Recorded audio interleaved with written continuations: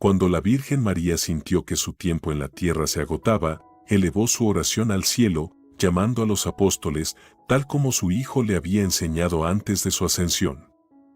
Ahora tenía 63 años, y su corazón, que había latido al compás del amor divino, anhelaba con fervor el momento de su encuentro definitivo con Jesús. Cuando el Salvador aún caminaba entre los hombres, le había instruido en la casa de Lázaro en Betania sobre cómo reunir a sus apóstoles para ofrecerles su última bendición, la cual habría de ser para ellos un tesoro espiritual de incalculable valor. También le había confiado labores sagradas, cuya culminación llenaría su alma de gozo, pues entonces podría unirse a él en la gloria eterna. En aquella ocasión, el Señor dispuso el destino de quienes la rodeaban. A Magdalena la envió a la soledad, donde hallaría refugio en su amor, y a Marta le indicó que habitara en comunidad junto a otras mujeres piadosas.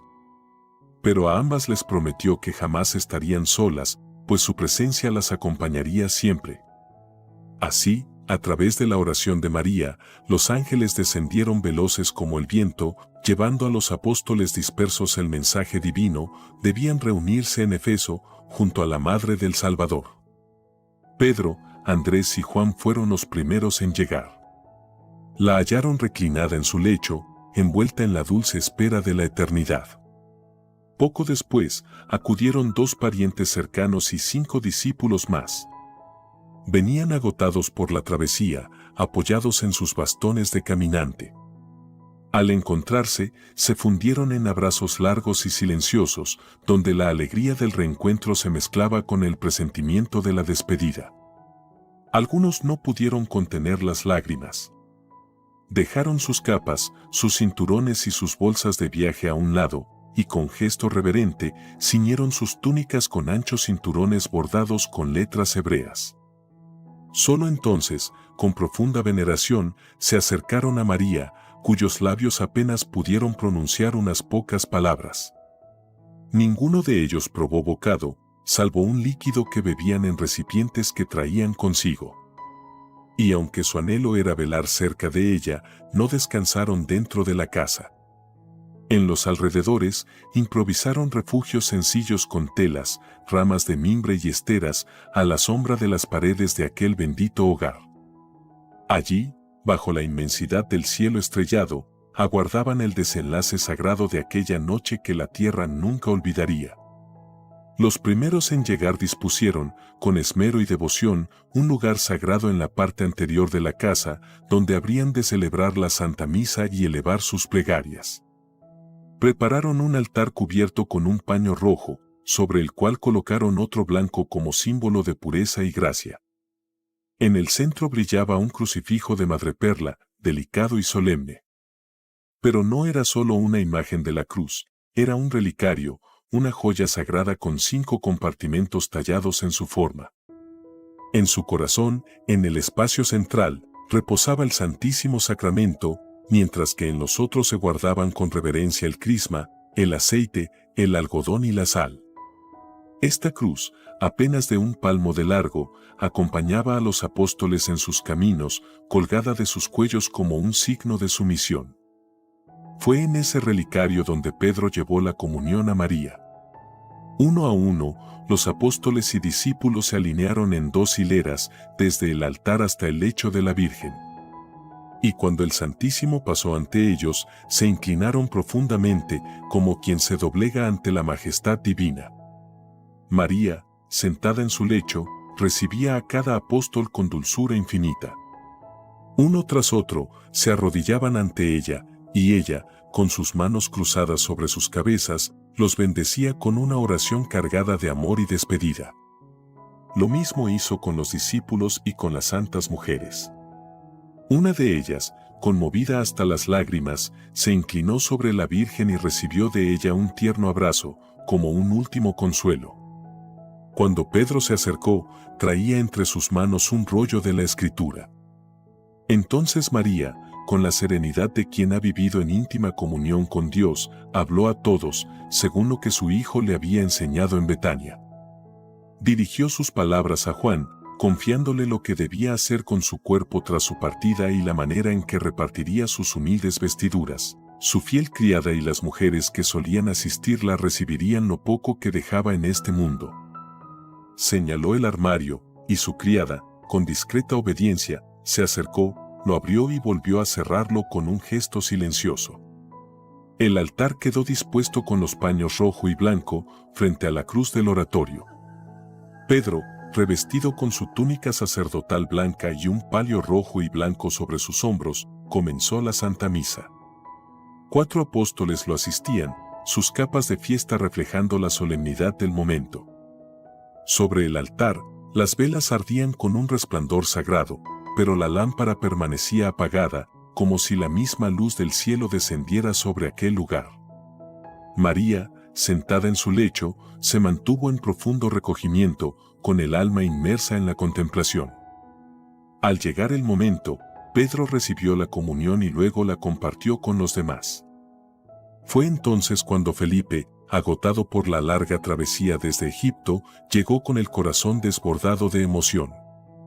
Se postró ante la Virgen, y ella, con ternura maternal, lo bendijo. Entre lágrimas, recibió también la Santa Comunión, como quien, después de un largo viaje, finalmente encuentra su hogar. Pedro llevó la comunión a la Virgen María en la Santa Cruz que colgaba de su cuello, reliquia sagrada que resguardaba al mismo Dios hecho pan. Juan, con suma reverencia, le presentó sobre un platillo el sagrado cáliz, pequeño y de un blanco fundido, semejante al que su hijo había tomado en la última cena. Su pie era tan corto que apenas podía sostenerse con 2 dedos. Mientras tanto, Tadeo, con movimientos pausados, oscilaba un incensario que llenaba el aire de un aroma celestial. Pedro, conmovido hasta lo más hondo de su alma, ungió a la Virgen con los santos óleos, administrándole la extremaunción con la misma solemnidad con que aún hoy se otorga a quienes están a punto de partir hacia la eternidad. Luego, con la voz quebrada por la emoción, le entregó la Sagrada Comunión. María, a pesar del peso de sus años y de su cercanía con la eternidad, la recibió erguida sobre su lecho, con la dignidad de una reina, sin apoyarse en nada más que en su propia fuerza interior. Tras un momento de oración, elevó su rostro y, con la misma gracia con la que había recibido el cuerpo de su hijo, tomó el cáliz de manos de Juan. Bebió del sagrado licor con serenidad infinita, aunque no se elevó tanto como cuando recibió la hostia. Después de aquella sagrada comunión, María ya no pronunció palabra alguna. Su rostro, vuelto hacia el cielo, se mantenía hermoso y fresco, como si el tiempo nunca hubiera pasado por su carne purísima.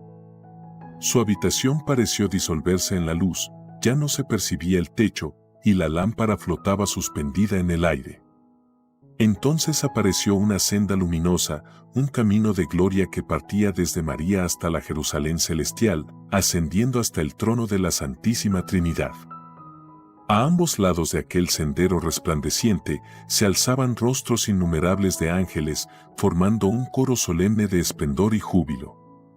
María alzó sus brazos, su corazón latiendo con un amor indescriptible. Su cuerpo se elevó sobre el lecho, y todo cuanto había debajo quedó perfectamente visible.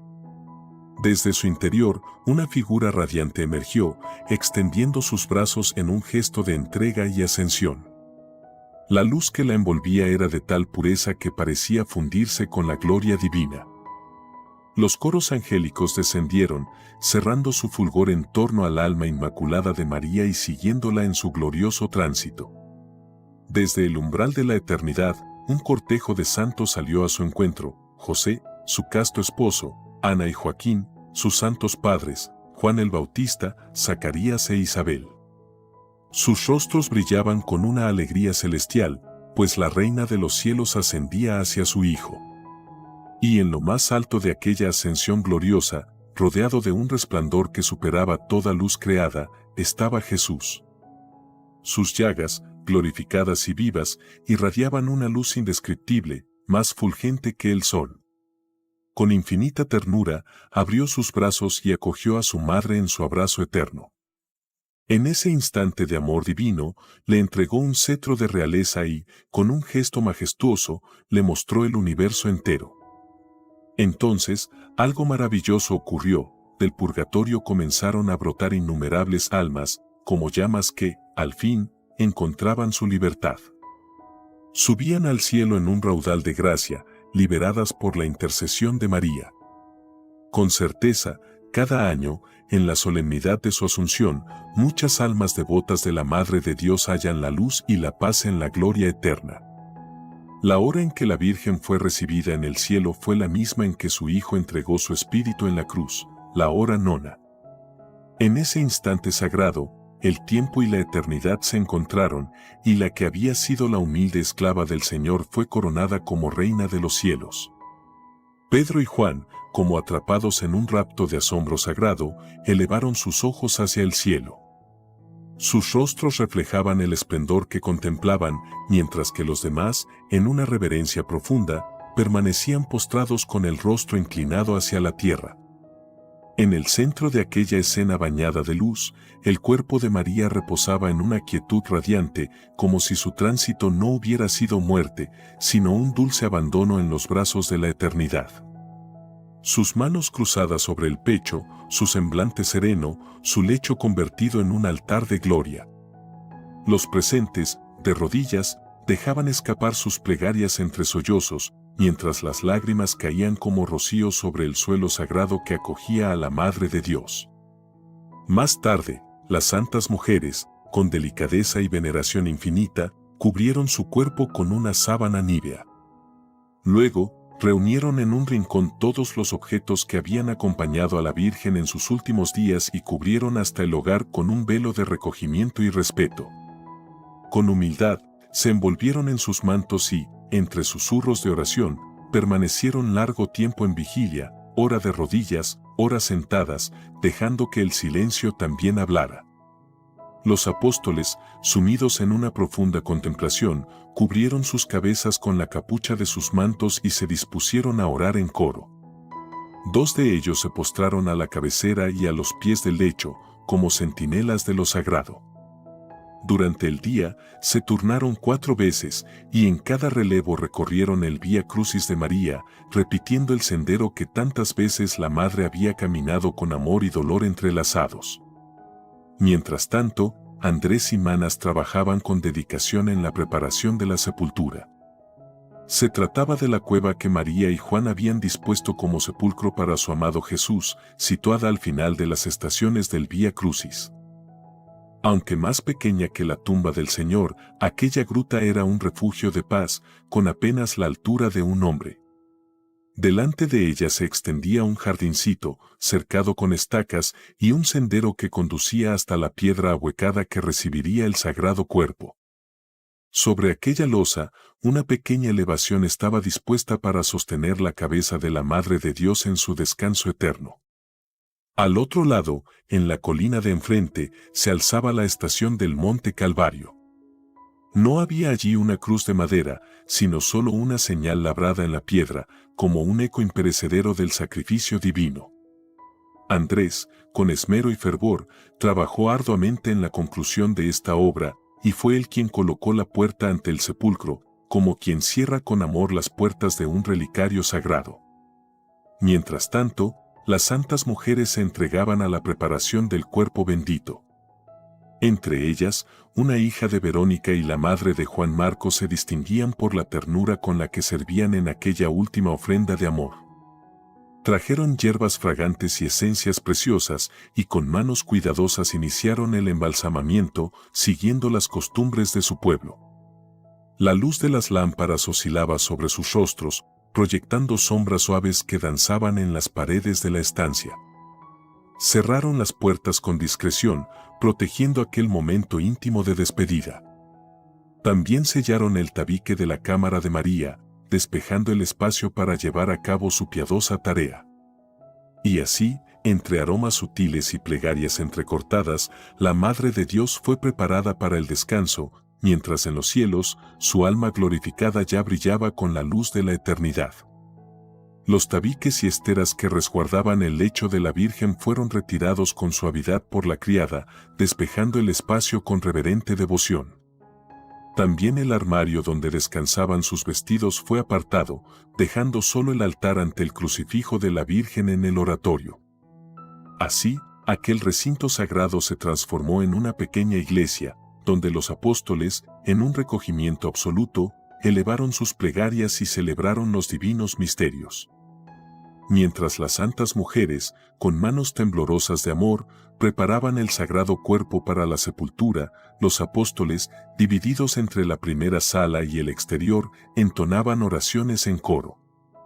Cada plegaria, cada susurro, envolvía el ambiente en una atmósfera de celestial serenidad. Las mujeres procedían con la misma veneración con la que habían tratado el sacratísimo cuerpo de Jesús. No era una labor de duelo, sino un último acto de amor hacia aquella que había sido la madre del Redentor y ahora, reina de los cielos. El sagrado cuerpo de María fue dispuesto en un cesto especialmente hecho para sostener su forma, con su vestidura intacta. Su cuerpo, blanco como la luz, resplandecía con un fulgor que no era de este mundo. Era tan liviano y espiritualizado que se levantaba con facilidad, como si la materia misma cediera ante la gloria que en él habitaba. Su rostro, fresco y sonrosado, irradiaba una juventud incorruptible, una belleza serena que parecía desafiar el paso del tiempo. Las santas mujeres, con lágrimas silenciosas, cortaron delicadamente algunos cabellos de la Virgen para guardarlos como reliquias preciosas. Luego, colocaron hierbas aromáticas en torno a su cuello y cabeza, bajo sus brazos y en las axilas, perfumando aquel tabernáculo vivo que en vida había sido la morada de Dios.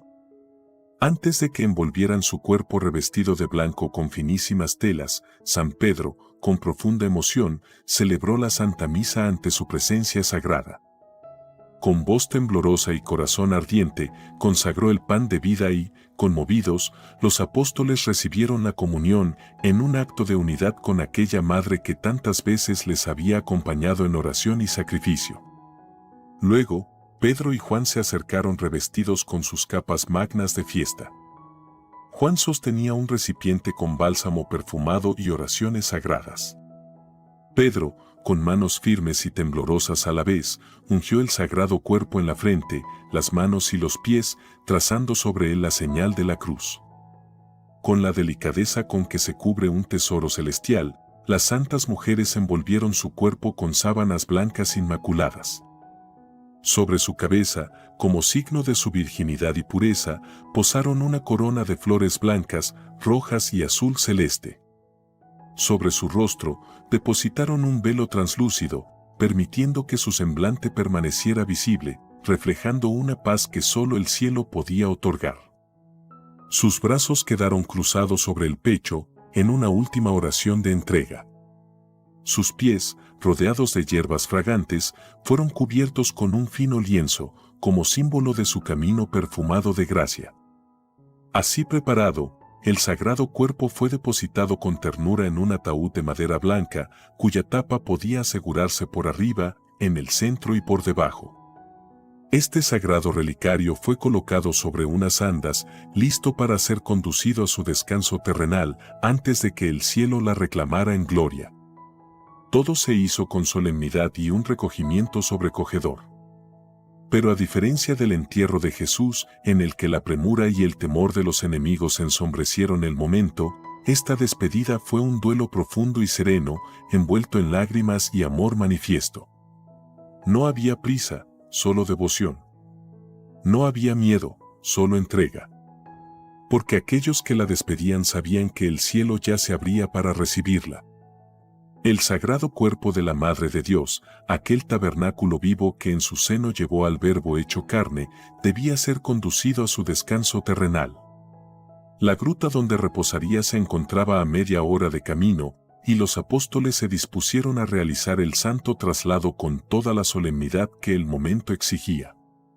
Pedro y Juan, con unción y ternura, levantaron el sagrado cuerpo desde las andas y lo llevaron hasta el umbral de la casa. Allí, con profundo respeto, lo depositaron nuevamente sobre las andas, asegurándolo con correas y esteras, como si en una cuna lo acunaran por última vez en este mundo. Luego, 6 de los apóstoles, alternándose entre ellos, cargaron sobre sus hombros aquel precioso depósito. La procesión se puso en marcha con devota lentitud. Los apóstoles iban al frente, elevando oraciones en voz baja, como si temieran quebrantar la santidad del momento. Detrás, las santas mujeres avanzaban en recogimiento, cerrando el cortejo con corazones colmados de amor y pena. Antorchas resplandecientes, encendidas dentro de calabazas y elevadas sobre largos maderos, iluminaban el sendero en la penumbra de la noche. Al llegar a la gruta, las andas fueron depositadas con suma reverencia.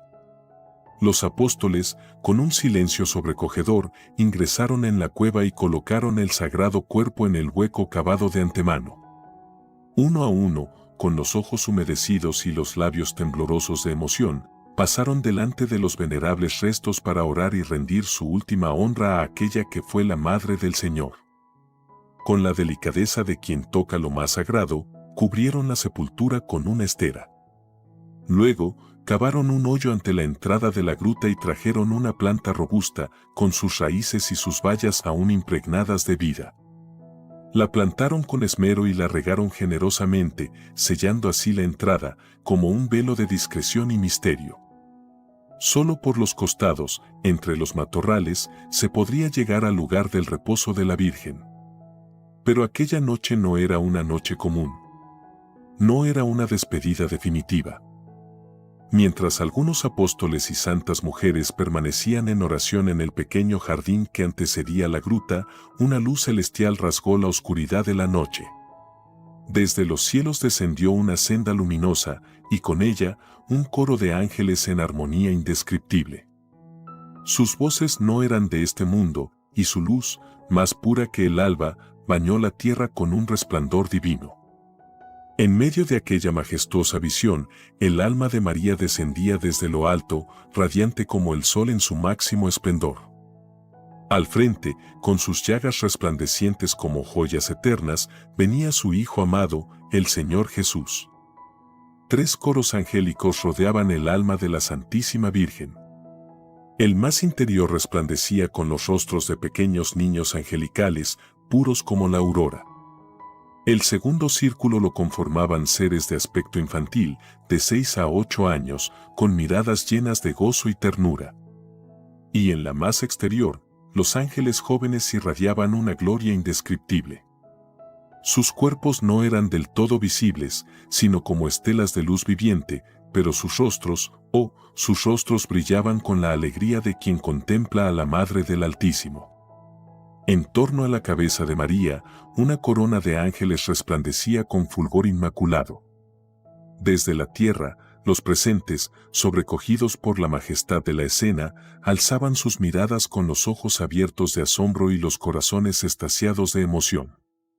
Algunos, vencidos por el misterio, se postraban con los rostros pegados al suelo, incapaces de sostener la grandeza de aquella aparición. Y entonces, cuando la luz fue aún más intensa, cuando el alma de María se posó sobre su propio sepulcro, un sendero de gloria se abrió desde aquel lugar santo hasta la Jerusalén celestial. No era el fin. Era el principio de su reinado en el cielo. El alma de María, precediendo a su divino Hijo, atravesó la piedra del sepulcro con una suavidad celestial.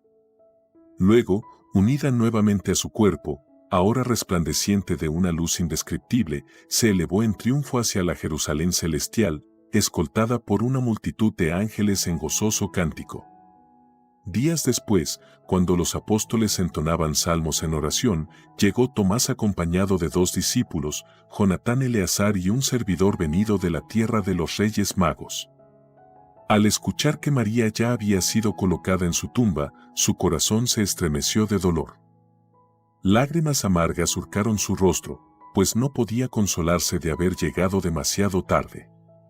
Junto a Jonatán, cayó de rodillas en aquel sagrado lugar donde María había rendido su último suspiro. Entre sollozos profundos, elevó su plegaria con el alma conmovida. Los apóstoles, que no habían detenido su canto, acudieron a él con ternura, levantándolo con afecto y rodeándolo con abrazos fraternos.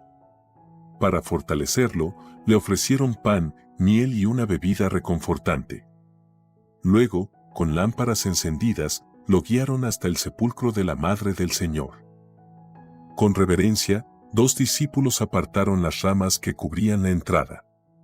Tomás y Eleazar se postraron en oración, mientras Juan, con manos temblorosas, desataba las 3 ligaduras que sellaban el sepulcro.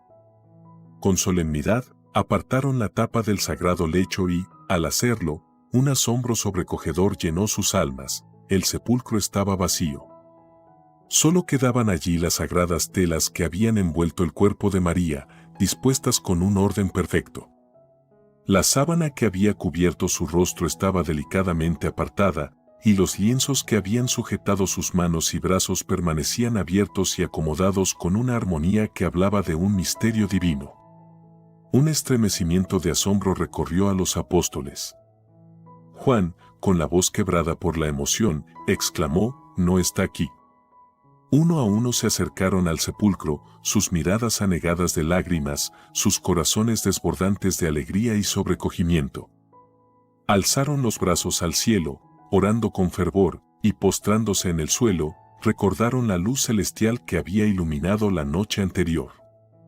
Con profunda veneración, tomaron los lienzos y el cajón que había resguardado aquel sagrado cuerpo, llevándolos consigo como preciosas reliquias. Con cánticos y salmos de gratitud, retornaron a la casa donde tantas veces María había orado. Al llegar, Juan colocó los lienzos doblados frente al altar, mientras Tomás y los demás apóstoles se recogían en oración. Pedro, apartándose en un silencio reverente, se preparó para la celebración de los divinos misterios. Poco después, con el corazón encendido de devoción, le vi elevar el santo sacrificio ante el crucifijo de María, mientras los apóstoles, en solemne comunión, oraban y cantaban con almas transfiguradas por el milagro que acababan de presenciar. A menudo veía a los apóstoles reunidos, compartiendo entre ellos los relatos de sus misiones en tierras lejanas. Sus voces resonaban con emoción al recordar los desafíos enfrentados y los prodigios obrados por la gracia divina. Antes de partir nuevamente hacia sus destinos, se encaminaron juntos hacia la sagrada sepultura. Con solemne reverencia, cubrieron la entrada con tierra y obstáculos, asegurándose de que la gruta quedara inaccesible. Sin embargo, dejaron un angosto sendero que conducía hasta la roca, con una pequeña abertura desde donde se podía atisbar el interior. Solo las santas mujeres que habitaban en el lugar conocían este pasaje secreto. Sobre la gruta erigieron una humilde capilla, hecha de madera y esteras, adornada con colgaduras que ondeaban con la brisa. En su interior, un pequeño altar de piedra se elevaba sobre una grada también de piedra. Desde lo alto, pendía un velo bordado con la imagen de María, vestida con el esplendor de su fiesta celestial. El pequeño jardín fue transformado con devoción, los senderos donde ella había caminado en oración se convirtieron en estaciones del Vía Crucis, recorridas entre cánticos y plegarias. El lugar donde la Virgen había tenido su crucifijo, su altar y su aposento, fue santificado como iglesia. La fiel criada de María permaneció en la estancia delantera, velando el lugar con amorosa dedicación. Pedro, antes de partir, dejó allí a 2 discípulos encargados de guiar y sostener a los cristianos que moraban en los alrededores. Tras celebrar una última misa en la habitación de la Madre del Señor, los apóstoles se abrazaron con emoción, sabiendo que sus caminos los llevarían lejos unos de otros. Sin embargo, con el paso del tiempo, algunos regresaron a aquel santuario sagrado, atraídos por el anhelo de oración y recogimiento. Con los años, la devoción se extendió, y en distintos lugares los fieles erigieron capillas inspiradas en la humilde morada de María. El Vía Crucis y el oratorio de su sepultura fueron venerados con amor por los primeros cristianos, que acudían a rezar con corazones encendidos de fe. Cuando todos partieron, solo Juan Evangelista permaneció en la casa, cumpliendo fielmente el encargo que la Santísima Virgen le había dejado. Con delicada reverencia, repartió sus prendas entre la criada y otra mujer que solía ayudar en los quehaceres del hogar. En un modesto armario encontraron reliquias preciosas, vestiduras blancas, velos delicados, colchas y alfombras tejidas con esmero. Entre ellas estaba aquel vestido listado que María había llevado en las bodas de Caná y que solía usar cuando recorría el Vía Crucis. Un fragmento de esa prenda aún lo conservo con profunda veneración. Algunas de estas reliquias fueron destinadas a la iglesia. Con el hermoso velo nupcial de María, de un azul celestial bordado en oro y salpicado de rosas, se confeccionó un ornamento sacerdotal para la iglesia de Betesda. Aún en Roma subsisten fragmentos de estos sagrados vestigios, aunque pocos conocen su verdadera historia. María había llevado estas prendas en los días de su desposorio y nunca más después. Todo se hizo en el más profundo silencio, con la discreción que la santidad inspira. No había aún la agitación ni la inquietud que perturban nuestros tiempos. La persecución no había desplegado todavía su red de espionaje, y en torno a la comunidad cristiana reinaba una paz serena, como si el mundo mismo contuviera el aliento ante el misterio sagrado que envolvía a la Madre de Dios. Las visiones de Catalina Emmerich sobre los últimos días de la Virgen María nos desvelan un misterio insondable de amor y entrega, un amor que no conoce límites ni tiempo, un amor eterno.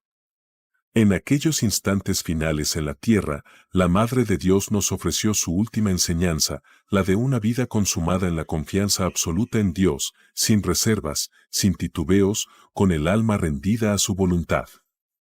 Desde el alba de su existencia, María fue el reflejo más puro de la humildad y la santidad. Aquel sí pronunciado en la Anunciación resonó como un eco sagrado a lo largo de toda su vida, un sí renovado en cada paso, en cada prueba, en cada suspiro ofrecido por amor a su Hijo y a la humanidad entera. Pero es en su despedida, en su tránsito a la gloria celestial, donde comprendemos con mayor claridad la hondura de su misión y su vínculo con cada uno de nosotros. María fue la primera discípula, la primera en recorrer el sendero del amor perfecto. Con su vida nos enseñó que la verdadera grandeza no está en el poder ni en la gloria terrenal, sino en la entrega silenciosa y fiel. Su ejemplo nos llama a preguntarnos, ¿cómo podemos, en nuestra vida cotidiana, reflejar su luz? Ella nos mostró que no hemos sido creados para vivir para nosotros mismos, sino para Dios. Nos enseñó a abrazar la humildad como escudo, a confiar en Él cuando los vientos son fuertes y el camino parece oscuro. En un mundo que nos arrastra con sus distracciones y nos abruma con sus penas, el mensaje de María resplandece como un faro en la tormenta. Desde su partida, sigue hablándonos. Nos llama a no temer al sacrificio, sino a reconocer en él la senda hacia la verdadera vida. Nos invita a mirar más allá del dolor y la incertidumbre, para descubrir en la entrega la promesa de la eternidad. María no se ha ido. Su amor permanece, su enseñanza perdura, y su intercesión nos acompaña hasta el día en que también nosotros seamos llamados a la casa del Padre. Descubre las historias más asombrosas y desconocidas de la Iglesia Católica. Únete a nuestro canal, dale like, comparte y deja que la fe te inspire con relatos que no encontrarás en ningún otro lugar.